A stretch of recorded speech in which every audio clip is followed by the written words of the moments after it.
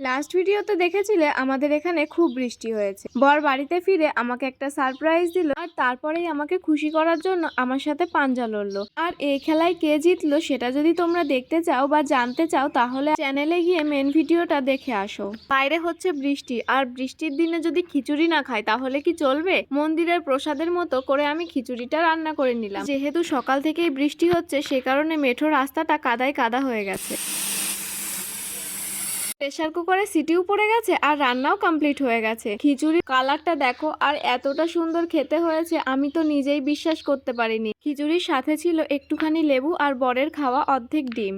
লাঞ্চটা কমপ্লিট করে বিকালে কিছু জামা কাপড় ধুয়েছিলাম, তারপরে বেডটাকে পরিষ্কার করতে এলাম। এর মধ্যেই আমার বর আমার জন্য খাবার নিয়ে এসেছে। আসলে আমিই বলেছিলাম আমার একটু পেপসি চানাচুর খেতে ইচ্ছা করছে, বলা মাত্রই ও নিয়ে এলো আর ও আর আমি একটু খেয়েও নিলাম, গল্পও করে নিলাম। রাতে ডিনার করে আমরা ঘুমোতে যাই, তোমরাও ঘুমো। Bye, good night.